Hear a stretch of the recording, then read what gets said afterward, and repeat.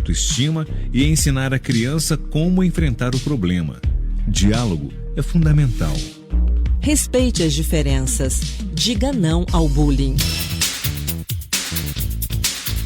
No ar, JF Cast, seu programa de saúde e bem-estar associado a um bom bate-papo, promovido por nossa equipe de podcast da Associação Joelísio Fraga Mieloma Múltiplo. Agora, JF Cast, com Joelísio Fraga.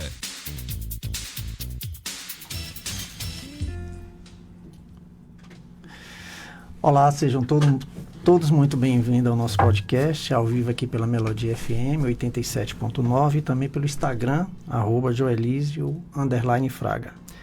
Estamos no mês do Setembro Verde, é um período dedicado à conscientização e prevenção do câncer do intestino, também conhecido como câncer coloretal. Essa é uma das doenças que mais cresce em incidência no Brasil e no mundo, mas que felizmente pode ser evitada ou diagnosticada precocemente com hábitos de vida saudáveis e exames de rastreamento. Hoje temos a honra de receber o Dr. Clécio Aguiar, médico oncologista, que vai nos ajudar a entender melhor os fatores de riscos, formas de prevenção, diagnóstico precoce e os avanços no tratamento desse tipo de câncer. Prepare para uma conversa esclarecedora e necessária para a saúde de todos nós. Dr. Clécio, agradeço muito por ter aceito o meu convite. Seja muito bem-vindo. Imagina, eu que agradeço, né? O convite, esses convites em que a gente pode participar de alguma forma trazendo informação são muito bem-vindos.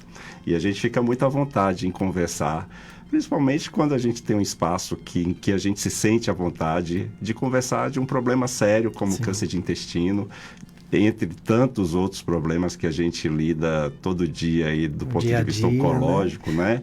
Então, é uma infinidade de doenças que vem aumentando de incidência e a gente precisa ficar atento mesmo. Não é só no setembro, é o ano inteiro, né?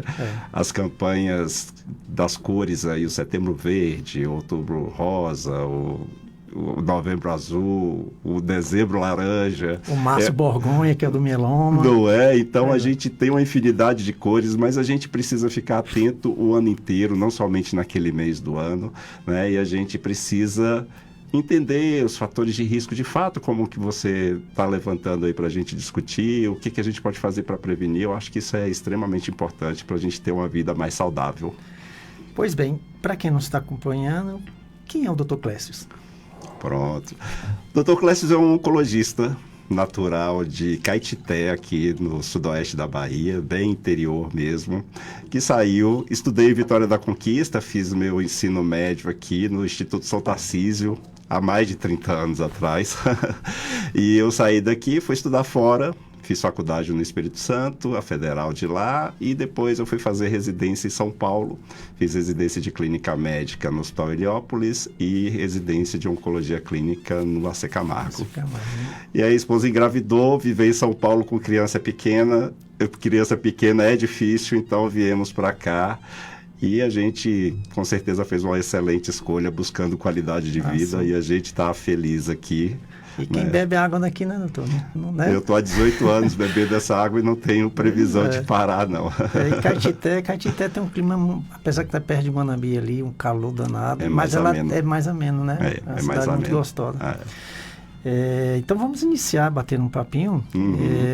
Para começar, o que exatamente é o câncer de intestino e por que ele merece um mês de conscientização? Bom, o câncer de intestino hoje, ele tem uma incidência grande, né?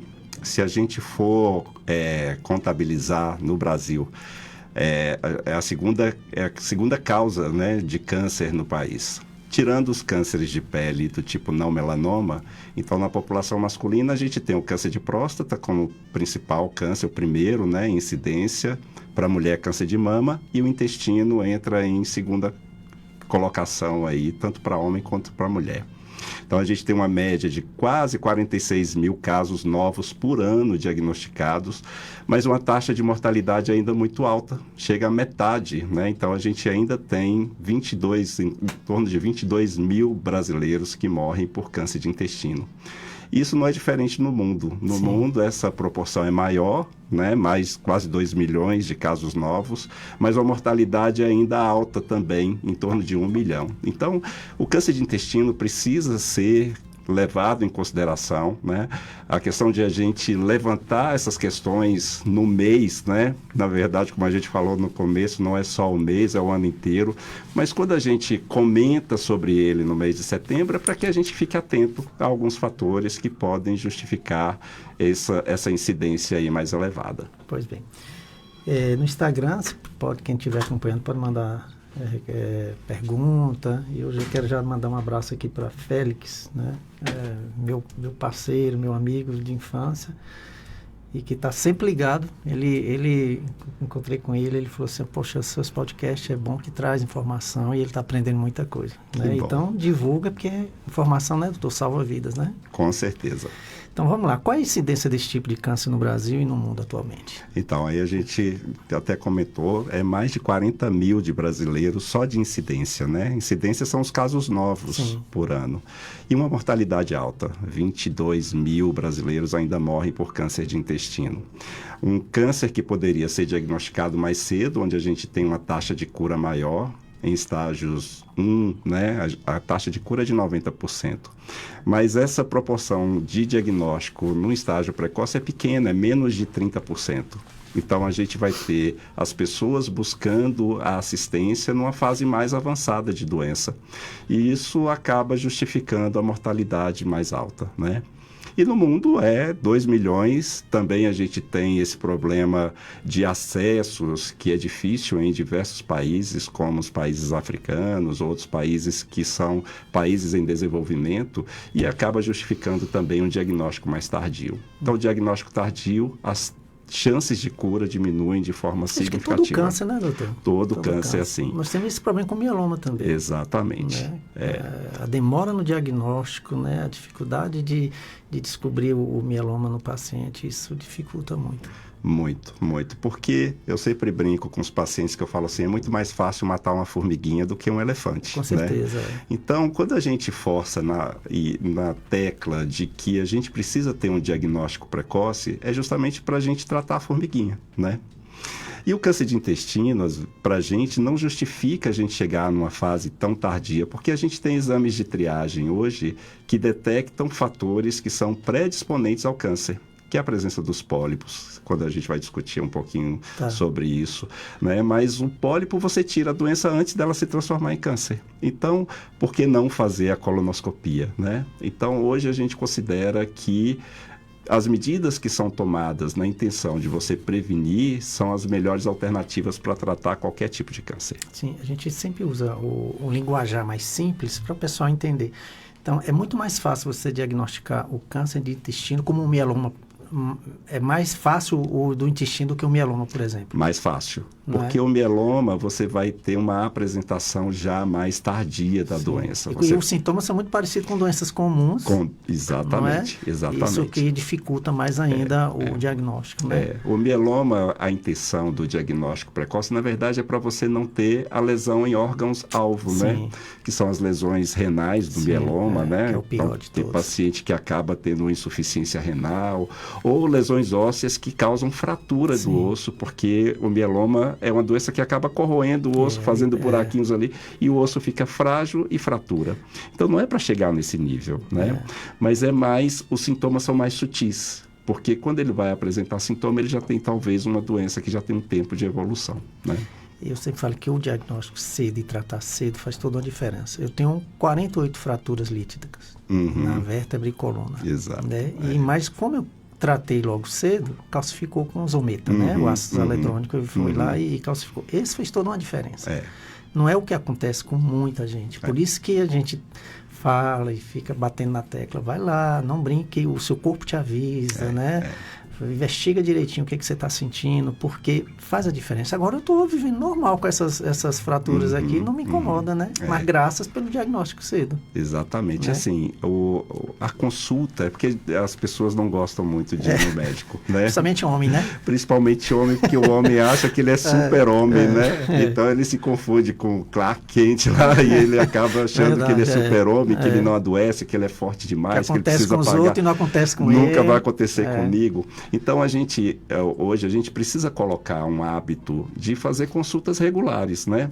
Então o homem ele precisa, a partir de determinada idade, passar na consulta com o urologista. Então 45, então vamos fazer exame de próstata, vamos avaliar, vamos ver, né? A mulher tem que ficar atenta às mamas, também tem que ficar atenta ao aparelho genital feminino, né? E a gente precisa ter o hábito de fazer exames que sejam exames gerais, um hemograma. Às vezes o mieloma tem um sinal no hemograma, porque algumas células baixam, anemia, né? A anemia acontece, a plaqueta fica baixa, às vezes a gente tem algumas alterações de leucócitos, né? E para o intestino a gente também tem exames, né? É uma questão que a gente já pode levantar, né? Que hoje a colonoscopia surge como exame padrão ouro para a gente diagnosticar precocemente, a gente prevenir a doença. O que é a colonoscopia? A colonoscopia é um exame endoscópico, em que você, como uma endoscopia, em que você olha todo o intestino grosso, né? Da porção do reto até o seco, que é a parte inicial do intestino.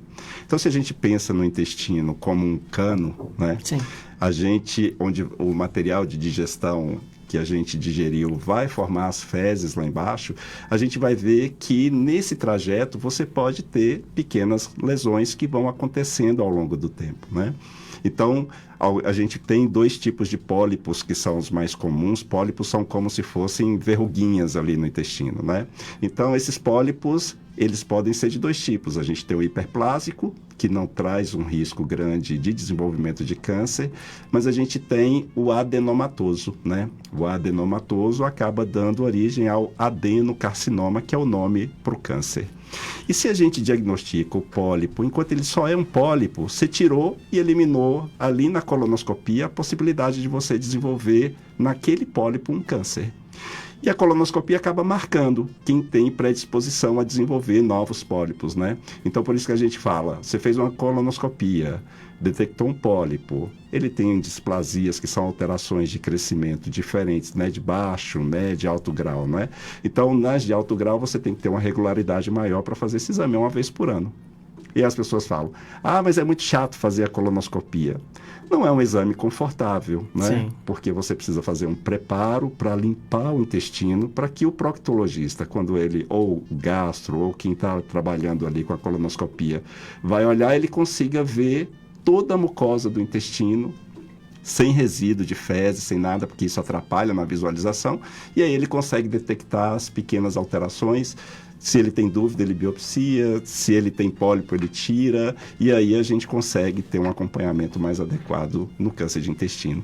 Então, por isso que a gente fala que é injustificável a gente ter uma taxa de mortalidade tão grande se a gente poderia ter um acesso e uma promoção de saúde, prevenindo, né, e evitando que o câncer surja por meio de um exame que é tão específico, né, quanto a colonoscopia. Pois é, mas quem bem sabe o que passa um paciente em tratamento oncológico faz esse exame, né, doutor?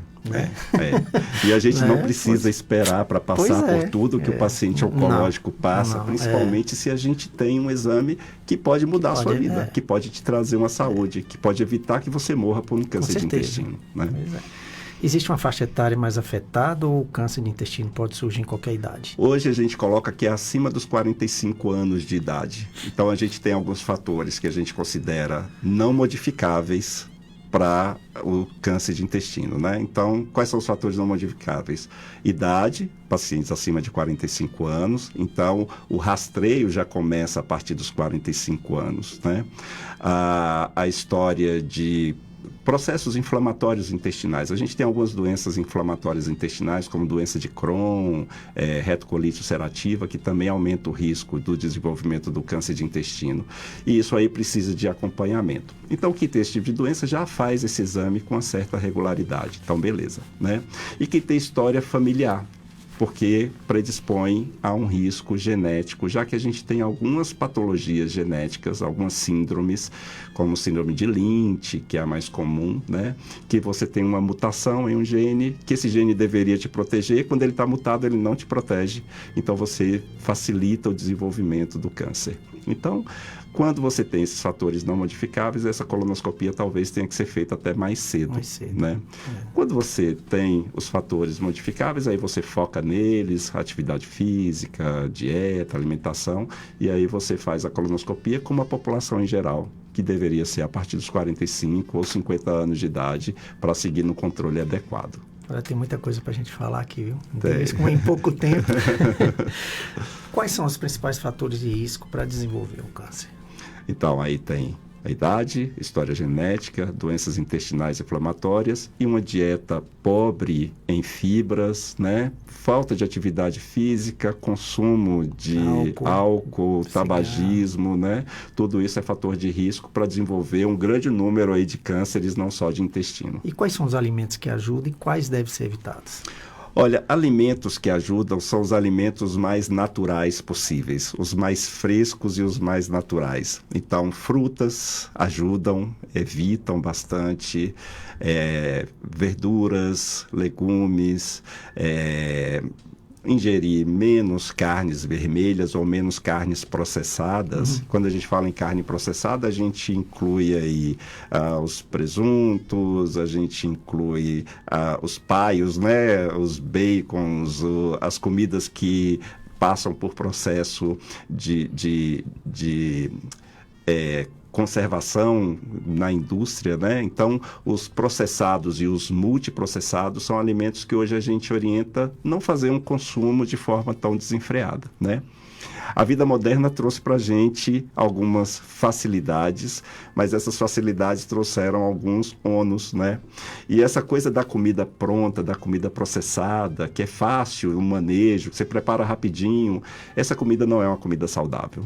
Então, a comida saudável era como nossos avós comiam, né? Colhiam do campo, não tinha nada ali de produto químico, e eles colhiam e iam do campo direto para a mesa, né? Então, essa comida seria a comida mais saudável. E o doutor, está preocupante, porque a Unesco, a semana passada, divulgou que tem mais criança obesa do que desnutrida no mundo. Entendeu? Então, vai ser futuros candidatos a ter esse tipo de câncer, né? Isso é preocupante. E a gente tem visto que tem aumentado muito a incidência em pacientes mais jovens, né? Isso está sendo pesquisado do porquê. Mas a gente sabe que a alimentação, ela tem um fator muito determinante para uma série de doenças, né? Imagina a quantidade de conservantes e corantes que a gente consome nesses produtos muito industrializados. Então, por exemplo, eu falo com os pacientes, antigamente a gente comia muito aquela cerejinha que via vermelhinha para botar no sorvete. Sim. Aquela cerejinha é o quê? Chuchu. E tem tanto corante e tanta substância química para mudar o sabor, para deixar próximo de uma cereja, né? Que a gente fala, imagina quanto de lixo que a gente está colocando dentro da gente. E aí a gente pensa assim, eu tenho leite no supermercado dentro de uma caixinha que fica na prateleira por um ano inteiro sem perder. Por quê? Porque tem muito conservante. Tem muito fator industrializado que acaba trazendo um risco grande para o seu organismo ao se expor a esse tipo de alimento. Então, se eu não faço um contra isso, e eu faço de que forma? Usando fibras na alimentação, né? Folhas, frutas, essas fibras a gente fala que é a vassourinha, que vai limpando essa sujeirada toda. Porque o produto químico que fica em contato ali com a sua mucosa, ele altera a sua mucosa e altera aquela célula que está lá, e isso acaba justificando, em muitas vezes, o crescimento de alguns tumores. E o sedentarismo ajuda muito, né? Sedentarismo ajuda muito, a atividade física hoje é um fator de proteção e a gente precisa considerar que a atividade física é remédio. é um remédio ótimo, né? Escolhe a atividade que te traz mais prazer e faz essa atividade com regularidade e coloca essa atividade inserida na sua vida, que você vai ter uma vida muito mais saudável, não só para o câncer, mas contra obesidade, diabetes, hipertensão, problemas cardíacos, né?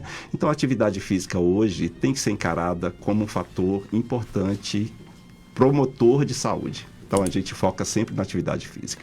Voltando a falar, isso eu já tinha comentado, então existe uma influência genética e hereditária importante nesse tipo de câncer, né? Sim, existe. Tem famílias que às vezes eu tenho famílias que eu acompanho, que da mãe aos netos a gente tem uma incidência maior de câncer, porque tem esse defeito em um gene que existe para proteger, mas quando esse defeito acontece, ele perde a função de proteção. Então deixa de ser supressor tumoral. Tem uma história aqui, tem um amigo meu de Brasília que o pai e a mãe têm os olhos azuis. E são magrinhos, ele nasceu careca, gordo, ele só pega a genética ruim, né? E é sempre assim, né? Você pega a genética ruim. Tem genes que têm uma penetrância maior e acabam se manifestando mais fácil, né? Então, quando falo de genética, eu lembro dele. Doutor, quais são os primeiros sinais e sintomas que devem chamar a atenção do câncer? A gente hoje fala que é para não esperar aparecerem os sinais e sintomas, porque quando eles aparecem doenças mais avançadas, né? Mas tem sinais de alerta. Às vezes muita gente evacua e não dá uma olhada nas fezes. Isso é um péssimo hábito. A gente precisa avaliar as nossas fezes, né? A gente tem critérios que colocam alterações no nosso corpo em que as fezes refletem muito o que está acontecendo. Sim. Então, a pessoa que tem o intestino preso, que é mais hidratada, as fezes vão aparecer como bolinhas, que a gente chama de síbalos, né? As fezes que aparecem mais achatadas, como fezes em fita, né? São fezes que podem justificar algum fator que esteja comprimindo essa passagem ali naquele cano e aí acaba moldando as fezes de uma forma diferente, não como ela deve ser, né? A gente pode observar sangramento nas fezes e o sangue chama a atenção. Então, se tem sangramento... É um sinal, né, ruim, né, doutor? É um sinal ruim, não é para ficar esperando ele melhorar, é para procurar o médico de imediato. Se a pessoa ela tem um trânsito intestinal regular, ela vai todo dia no banheiro e de um tempo para cá ela começou a notar que há uma dificuldade, isso também é um sinal de alerta e ela precisa procurar o médico porque mudou o hábito intestinal dela. Se ela não mudou a alimentação, se ela não fez nenhum fator para mudar esse trânsito intestinal e ele mudou sozinho, então tem alguma coisa errada, ela precisa ficar atenta para isso, né? Perda de peso, anemia, porque muitas vezes o câncer ele vai crescendo e vai se formando como uma ferida. E essa ferida ela vai perdendo sangue ao longo do tempo. Então, se tem uma anemia que ela não consegue esclarecer qual é a causa, precisa pesquisar o trato gastrointestinal, porque pode haver algum fator ali que está justificando a perda de sangue, né? Então, esses são fatores para uma doença que se apresente de forma mais avançada, né? Entendi. Vou te fazer agora uma pergunta pessoal. Por que o senhor escolheu oncologia? Olha, eu tinha todos os fatores do mundo para não fazer oncologia, né? Porque quando eu entrei na faculdade, meu pai tinha acabado de falecer por um linfoma, né? E aí, durante a faculdade, aí eu procurei estudar, ler sobre linfoma, neoplasia, isso antes de entrar na faculdade, eu fazia cursinho. Podia ter escolhido a hematologia. Não é? Foi um tema que me chamou a atenção e eu gostei, né? E eu gostei de estudar isso. E durante a faculdade, minha mãe teve câncer de mama, né? Eu estava no 3º ano de faculdade, minha mãe teve um câncer de mama, e aí, de novo, né? Eu fui atrás. Eu tenho uma história familiar que é uma história importante relacionada à neoplasia, né? Meu avô paterno faleceu de neoplasia, minha avó também, né? Minha mãe teve câncer. Então, o câncer acabou me induzindo a fazer alguma coisa para a oncologia, né? Eu estava comentando com você que é interessante como a gente pega as nossas problemáticas, como você usou o seu mieloma como uma bandeira para levar informação, para trazer informação, fazer uma fundação em que as pessoas fossem auxiliadas nesse sentido. E eu acabei pegando a história da minha família e coloquei aí como algo para eu levar. E eu acho que eu não faria outra coisa. É um propósito, né? É o propósito. Eu adoro o que faço, atendo os pacientes da melhor forma possível, porque às vezes a gente pensa que o médico nunca esteve do outro lado da mesa, mas a gente às vezes já esteve lá do outro lado, aquilo, a gente viveu aquilo e a gente vê um propósito grande, né, nessas questões. Eu sempre falo que o oncologista, ele é especialista, um dos mais sensíveis que tem que ser. Porque não é fácil você lidar com o paciente, né? Você convive, eu sempre falo, doutor, que quando o paciente ele é diagnosticado, não sei se é cultural, mas parece ser, que já é sentenciado ali. O câncer não é o fim. Pois é. Né? Para muita gente é só o começo. É só o começo, uma mudança positiva, né? E a gente ouve muito, eu vou morrer. Todos nós iremos, né? Mas não precisa ser... Mas agora eu estou com câncer, agora eu vou morrer de verdade. Não, mas não precisa ser assim, né? A gente não precisa pensar dessa forma. E a gente lida com essa questão muito próxima da terminalidade, né? Então, o oncologista não se justifica a gente não se envolver com o paciente, a gente não se colocar ali à disposição para ajudá-lo num momento que é difícil, um diagnóstico que é difícil, ainda é muito carregado de mitos, né? E todo mundo se envolve, a família fica toda envolvida, e aí, calma, gente, né? A gente tem hoje muita coisa para ser feita, muita coisa mudou, né? A gente está caminhando agora para uma fase da oncologia em que as quimioterapias, elas começam a perder um pouquinho desse valor todo que elas tinham no passado, e a gente já vê alguns tratamentos que começam a mudar, que deixa de ser feita quimioterapia, são feitas terapias-alvo, anticorpos, imunoterapia, e isso aí vem como as novidades que a gente tem hoje em dia para os tratamentos. No grupo de apoio, no qual eu administro, são 400 membros. E eu sempre falo assim, não fala a palavra câncer. Vamos falar que se a gente tem uma doença crônica tratável, né? Soa mais leve, né?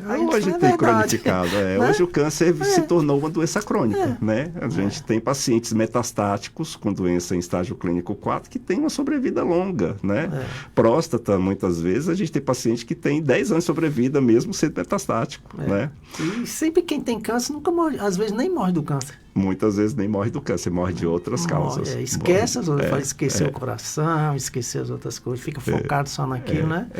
Mas vamos lá, muitas pessoas confundem sintoma do câncer de intestino, doutor, com hemorroida. Né? Como é que diferencia isso? Olha, a hemorroida geralmente é uma doença no orifício do canal anal, né? São varizes que crescem ali, porque você bota força para evacuar. Então, esses vasos, essas veias que tem nessa região ficam engurgitadas de sangue. E às vezes sangra, né?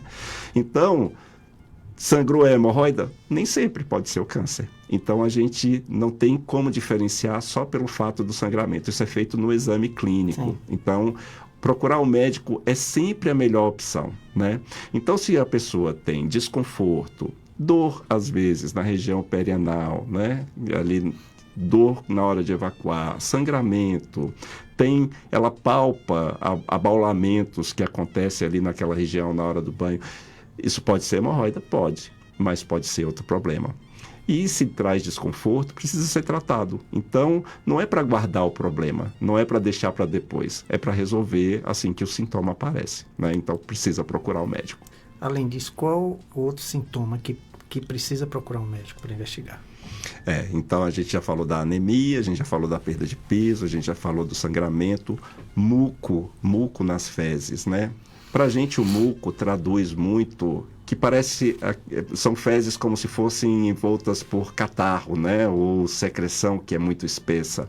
Para a gente o muco nas fezes é sinal de que tem algum processo que está inflamando a alça de intestino.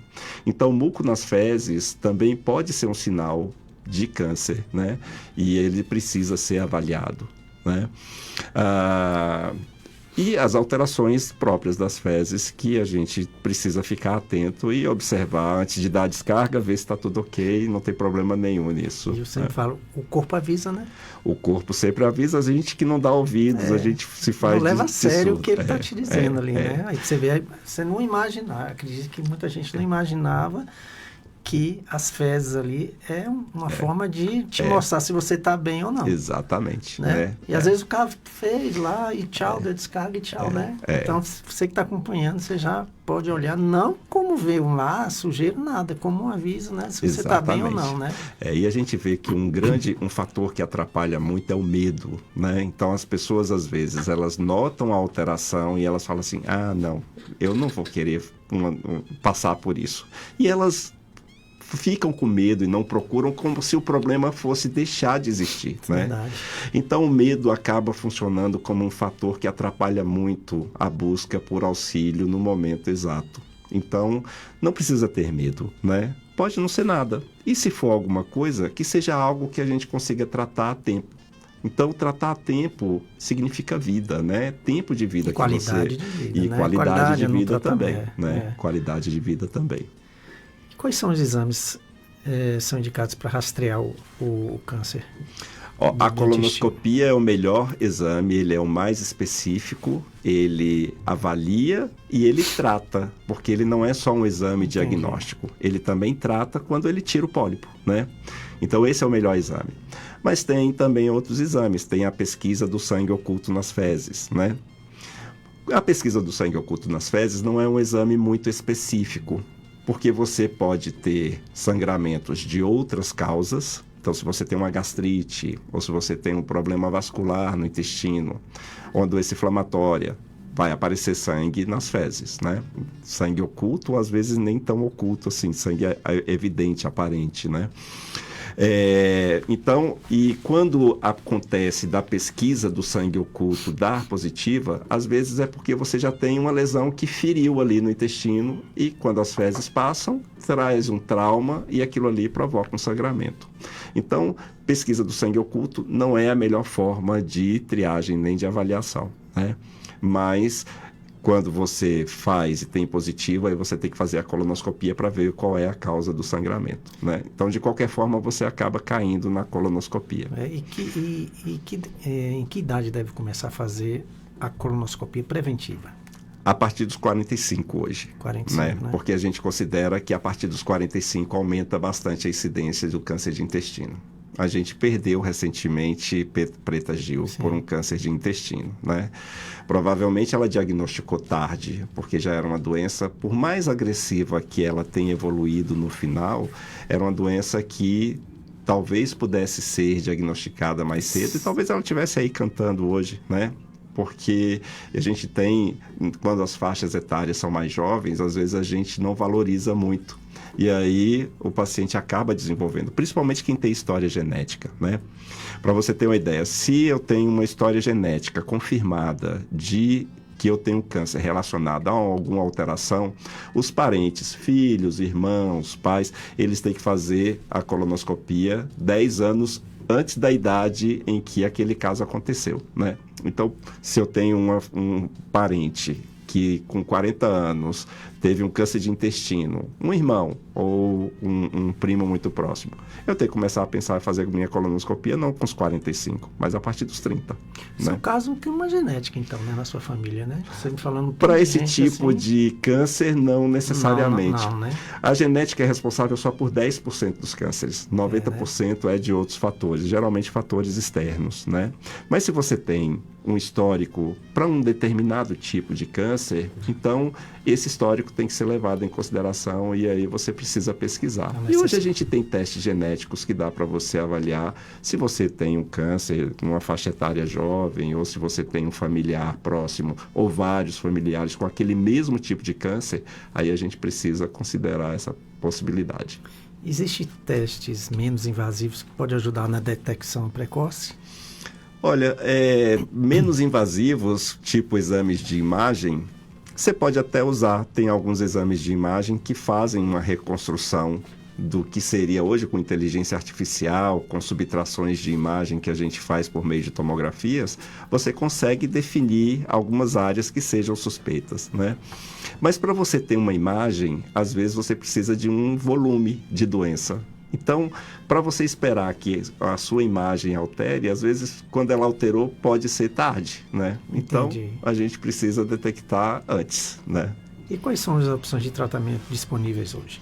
Olha, hoje a gente tem várias opções de tratamento, melhoraram bastante as vias cirúrgicas, principalmente. Hoje a gente tem a videolaparoscopia, em que se pode fazer uma cirurgia de câncer de intestino sem cortes muito grandes. Tem as cirurgias robóticas, né? A gente tem os tratamentos clínicos que também melhoraram. A gente tem quimioterapias que são mais eficazes do que as que a gente tinha há uns 30 anos atrás, né? Que dobraram a sobrevida mesmo nos pacientes metastáticos. E hoje a gente tem um boom de drogas, né? Uma série de drogas que vem aí trazendo uma diferença no tratamento, que são terapias que a gente chama de terapias-alvo, em que focos ou alterações específicas daquelas células são tratadas. Aí a gente tem os fatores de crescimento epidérmico, a gente tem os fatores promotores dos vasos sanguíneos, né? São terapias antiangiogênicas. A gente tem as imunoterapias, né? Não são tratamentos que são feitos para todo mundo, porque a gente precisa de características específicas expressas naquele tumor para a gente poder oferecer esse tratamento. O senhor tem quanto tempo de formado? Eu tenho de formado em medicina, Sim. 25 anos que eu fiz esse ano, né? Então, durante esse tempo, doutor Leonardo também, né? Eu fiz 25 anos de formado esse ano. Né? E de oncologia, 18. 18. Teve uma evolução muito positiva, né? Durante esses 18 anos, né? Muito, muito positiva. A minha residência que eu fiz há 18 anos atrás, hoje os tratamentos são muito mais individualizados. Porque hoje a gente consegue detectar alterações moleculares na célula do tumor que são muito específicas. E essas alterações possibilitam um tratamento de forma mais individualizada. Entendi.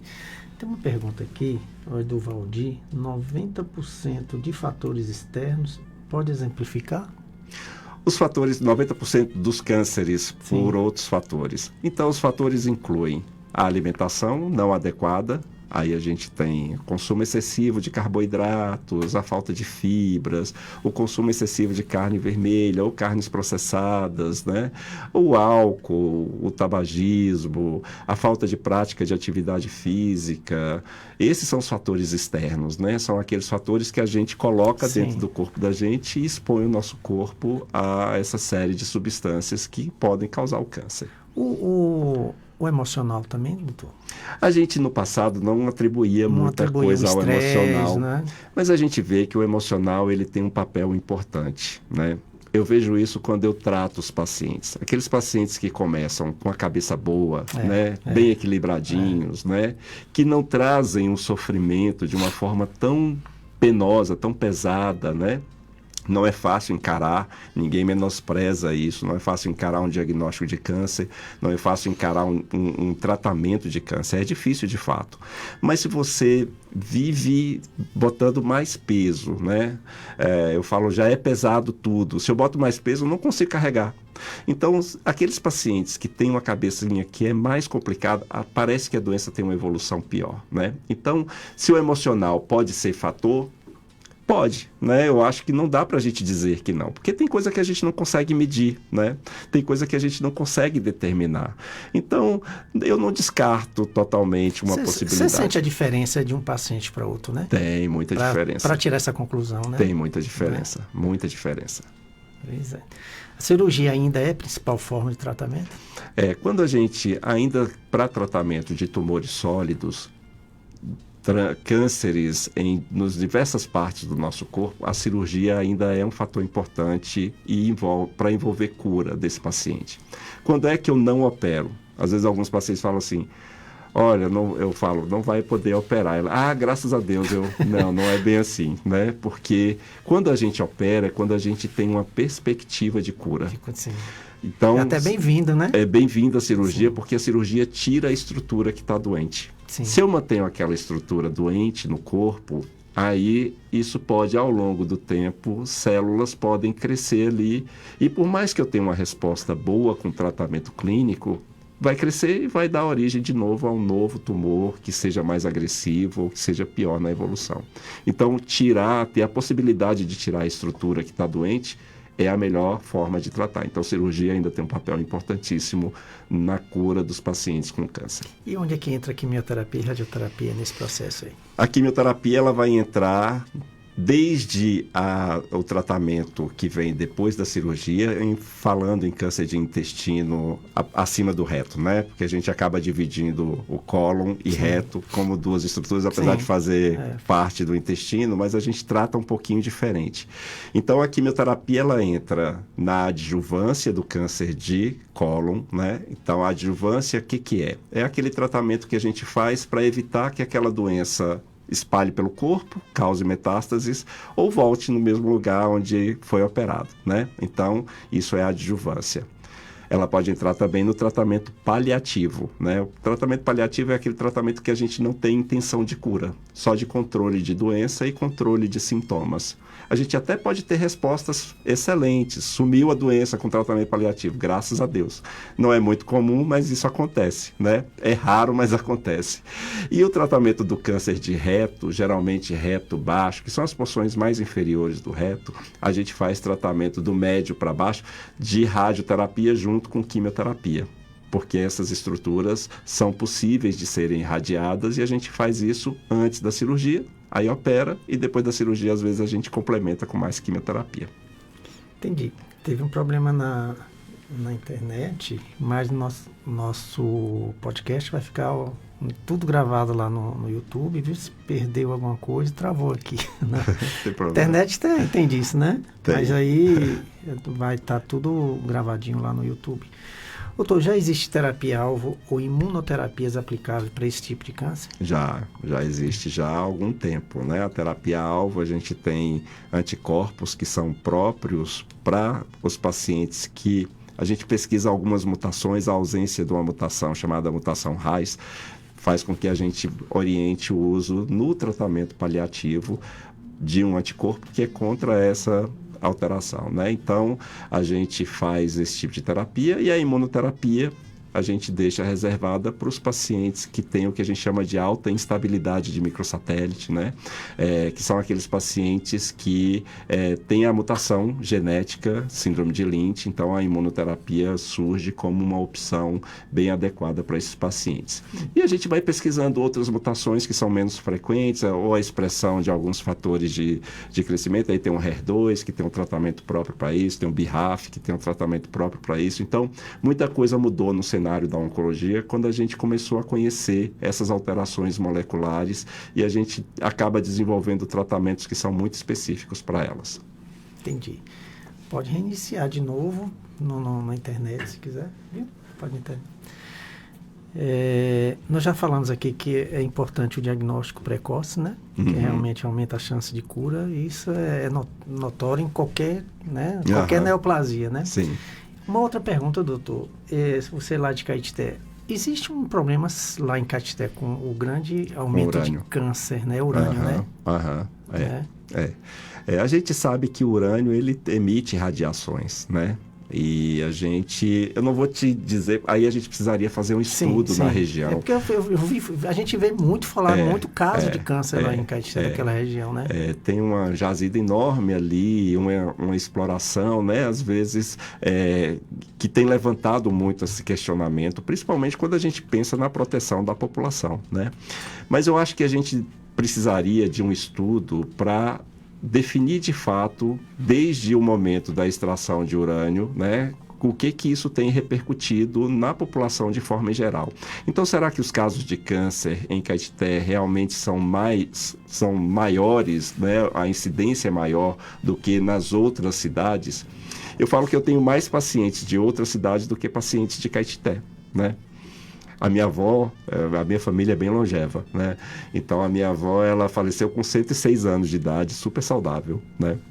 Eu tenho tia completando 100 anos de idade esse ano. Uma outra tia faleceu ano passado com 102, porque caiu e teve uma fratura de crânio. Mas eles vivem muito e são saudáveis, né? Então, eu não sei exatamente se a gente tem um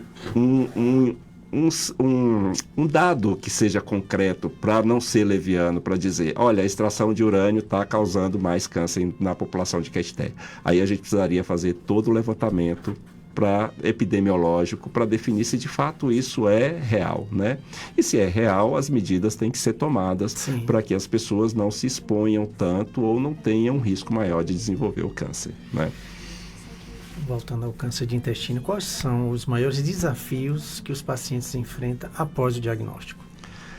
Olha, os desafios, um diagnóstico de câncer traz uma infinidade de desafios, né? Primeiro é a aceitação, é o entender que você tem uma doença que é uma doença que pode justificar a sua morte, que pode trazer uma série de alterações e de sequelas, tanto sequelas cirúrgicas quanto sequelas relacionadas ao tratamento, né?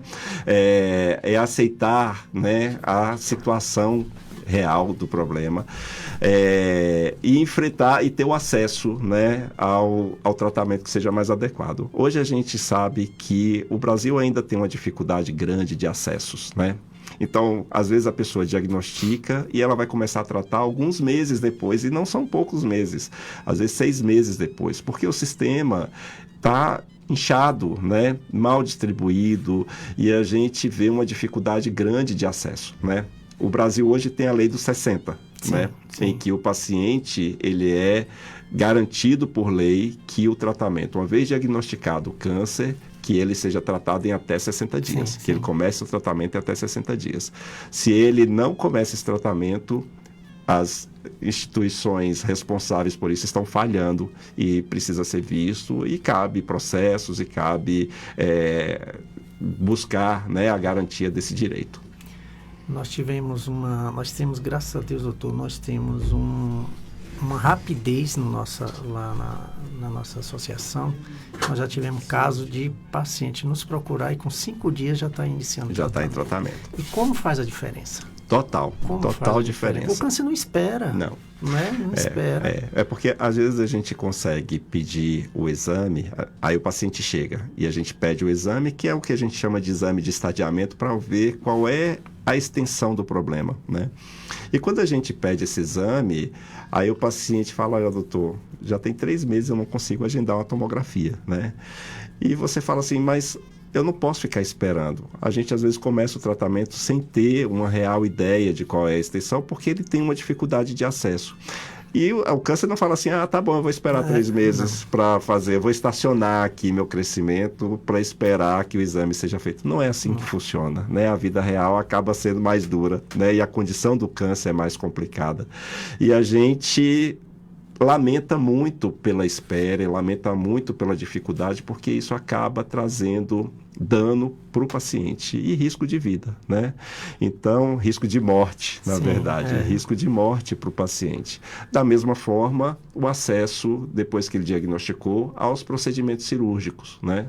Então, os hospitais estão muito cheios, a rede pública está muito cheia, não tem leito para oncologia, não tem leito para isso. Conquista ainda tem uma dificuldade grande, apesar de contar com 2 UNACONs, mas atende uma população enorme, é a população sudoeste quase toda. A gente tinha um UNACON em Caetité que parece que não está funcionando como deveria, e aí esses pacientes eles ficam perdidos cá, e acabam vindo para cá. Aqui, né? Você sabe que aqui tem 1 milhão não no SUS, 1 milhão de pacientes, né? É muita paciente, gente, né? Muita com gente. Estrutura, muita gente. E enche a cidade, né? Infelizmente, e aí você, como médico, que acaba ficando limitado.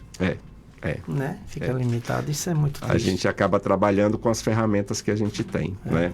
E às vezes não são as melhores ferramentas. Então, não é sua culpa. Não. Né? A dificuldade de acesso ainda é muito complicada. Muito complicada. E acho que quem também ajuda muito no tratamento do câncer é a família, né? A família é o apoio, né? É a base. Mas a família precisa estar bem também, né? Não é aquela família que desespera. Nós temos algumas dores de cabeça. Às vezes a família dá mais trabalho que o próprio paciente. Dá muito trabalho. E a gente precisa entender o processo como um processo natural, um processo tranquilo, né? Que quando a gente coloca confusão e a gente se desespera, a tendência é a coisa andar muito mais complicada do que deveria, né? Então, a família precisa estar bem como um apoio para o paciente. Porque se a família não está bem, o paciente não está bem, as pessoas não estão bem. Então, tudo vira motivo do desespero, tudo vira motivo de briga, tudo vira uma complicação. Então, a família precisa estar bem para cuidar do paciente. Né? Nós vemos muito caso de o paciente estar numa boa e a família está lá malzona. E acaba piorando a situação dele, né? Então, você tem que ter um equilíbrio, né? Um equilíbrio aí. A gente hoje considera que, assim, o tratamento não é um tratamento só feito pelo oncologista, ou pelo cirurgião, ou pelo radioterapeuta.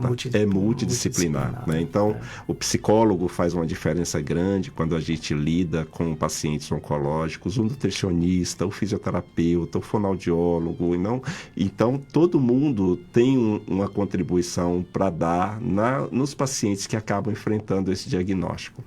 Hoje eu tenho trabalhado muito com essa questão de cuidados paliativos. Quando a gente fala em cuidados paliativos, às vezes o paciente pensa que é o fim da vida dele. A gente tenta sempre desmistificar isso aqui também. Né? Porque o cuidado paliativo ele tem que ser introduzido no diagnóstico de uma doença que seja potencialmente fatal, independente dela ser aguda ou crônica. E a OMS mudou muito esse conceito, né? Porque cuidado paliativo significa bem-estar. Bem-estar físico, social, emocional, psíquico e espiritual, né? Então, o cuidado paliativo é extremamente importante. Então, nos lugares em que a gente tem uma equipe de cuidados paliativos que atenda na rede básica de saúde, que atenda no hospital, que tenha um acesso fácil na casa do paciente, isso acaba facilitando muito o lidar com essas questões relacionadas à doença. A gente já trouxe muitos paliativistas aqui, a gente está tentando desmistificar, eu também sou paliativista, né? E a gente tenta desmistificar isso aí, de que não é fim, né? Tanto que Martinha, não sei se você conhece, ela chega e fala quando os pacientes vê lá no paliativista. Meu Deus, vão morrer. A gente tem experiência lá na CON, que era assim, o doutor Rafael, que atendia, né, os pacientes de cuidados paliativos. Então, quando a gente falava, olha, vamos passar nos cuidados. Não, pelo amor de Deus, quer dizer que eu vou morrer. Então, virava o desespero, eles se escondem no médico paliativista. Mas a gente precisa, de fato, mudar essa perspectiva, né? Porque a intenção do cuidado paliativo é só oferecer um bem-estar com a doença, independente do estágio em que ela esteja, mas que você fique bem em todos os aspectos da sua vida, né? Como é que o câncer e a espiritualidade? Eu acho que a gente precisa ter muita relação com a espiritualidade. Não é religiosidade, né? O espiritual que está intrínseco em cada um de nós, né? Em quem eu vou me apegar nos momentos de maior dificuldade. Deus, Oxalá, não importa o nome, é o seu espiritual, né? Porque o espiritual traz uma repercussão muito positiva na sua vida. Hoje em dia a gente tem uma série de mudanças de conceitos, né? Hoje a medicina reconhece a espiritualidade como parte fundamental no cuidado do paciente. Tanto que o conceito de saúde envolve o conceito de espiritual, né? Então, antigamente era só a ausência de doença. Hoje não, é o bem-estar físico, psíquico, social e espiritual, né? Então, a gente já tem alguns trabalhos, principalmente na cardiologia, de como a espiritualidade funciona de forma favorável para o paciente. Então, essa abordagem é sempre muito bem-vinda e a gente precisa estar muito próximo, né, daquilo que a gente acredita. Do nome que eu acredito, do ser que eu acredito, que seja um ser superior e que está ali conduzindo tudo. Isso traz paz, isso traz alento, equilíbrio, aconchego, né? Então, isso é importante. Eu sou muito fervoroso. Isso ajudou muito. E o tratamento fica leve. Quando você sente a presença divina. Exatamente. E essa leveza é extremamente importante para o seu bem-estar. Né? Nossa, porque não é fácil tratar. Não é fácil, não né? Mas é um acalento, você sente um colo, né? Exatamente. Você me disse que você fez o transplante, né? O transplante, pós-transplante não é fácil, né? Doido. Porque você fica completamente isolado, você não tem contatos. É um renascimento. É um renascimento, literalmente, né? E até você esperar que sua medula pegue, né? Como se você tivesse jogado uma semente ali, a expectativa todo dia, coleta o exame de sangue, e aí aumentou, leucócito, a plaqueta, como é que tá? Então, isso gera muita ansiedade, né? Quando eu estava em São Paulo e a gente trabalhava com essa questão dos transplantes, eram mais frequentes no passado, né? A gente, passando visita em um quarto, pegamos o paciente em tempo de pular da janela, depois de um transplante. Porque porque ele já estava numa situação limite. Já estava no né? limite, né? E aí é preocupante, e quando a gente tem essa perspectiva do que tem algo superior, que está coordenando aquilo e trazendo essa leveza, eu acho que isso tudo fica mais tranquilo. Com fica mais certeza. leve. Né? Fica assim, acho que a oração, uma sintonia boa com o divino, isso ajuda muito. Com certeza, com certeza. Para finalizar, doutor, que mensagem o senhor deixaria para a população sobre a prevenção e o cuidado com a saúde intestinal? O melhor conselho que eu posso dar, não espere um sintoma, né? Então, se você está nessa faixa etária, acima dos 45, 50 anos de idade, não fez uma colonoscopia, marque o médico, programe, planeje o seu exame, né? Não é um exame sofrido, não é doloroso, você não acompanha o exame diretamente, porque você fica sedado, não dói, né? O preparo pode ter um pouquinho de dificuldade, mas também não é o fim do mundo. Não. Quando a gente pensa no benefício que traz, todos esses fatores que podem parecer fatores ruins, eles acabam se desfazendo com o benefício que você obtém com o exame, né? E o foco em atenção primária de saúde, né? Que é ter uma boa alimentação, fazer atividade física, selecionar os seus alimentos para que sejam alimentos realmente saudáveis, evitar vícios, hábitos que são hábitos ruins, né? Consumo de alimentos que sejam muito processados, muito cheios de carboidratos, açúcares de forma em geral. Não é porque o açúcar provoca câncer que isso é um mito, não é assim que acontece, né? Mas a gente indiretamente sabe que a pessoa que tem obesidade, ela acaba tendo um fator de risco a mais. Então, se você foca atividade física, alimentação saudável, você resolve uma série de problemas, não só o câncer, mas a gente consegue prevenir, porque a gente aí produz saúde, a gente promove saúde, né? E o racional hoje é você buscar produzir saúde, promover saúde, ao invés de você tratar a doença. Então, o recado faça a sua parte para a prevenção, né? Optando sempre pelos melhores hábitos, e faça os seus exames com regularidade. E, quando indicado, a sua colonoscopia deve ser feita sem medo de ser feliz. Vai lá e faz sem problema. Na paz, né? Na paz. Pois é. Doutor, eu quero muito de coração agradecer. Imagina. Sua presença foi muito importante. O senhor fala, nossa, tanta informação. Que, para quem é leigo, né? Esse negócio mesmo de você visualizar as suas fezes, né? Isso, nossa, foi muito importante, né? Enfim, quase como tudo que o senhor falou. Que Deus continue te abençoando. A nós todos. Né? Que Ele opera, né, na sua vida muita paz, muita saúde. E que o senhor continue cuidando com tanto amor que o senhor sempre teve. Imagina, eu agradeço muito o convite. Informação salva a vida, eu acho que você está fazendo o seu papel. E a gente está à disposição, se você precisar discutir outro caso, a gente vem e conversa aqui um bocado. Vou deixar aqui um brindezinho, viu? Obrigado. Para marcar Valeu, sua presença. obrigado. Obrigado, Julio. Tá bom? Viu? Até semana que vem, se Deus quiser, né? E um abraço e que Deus abençoe a todos. Seja.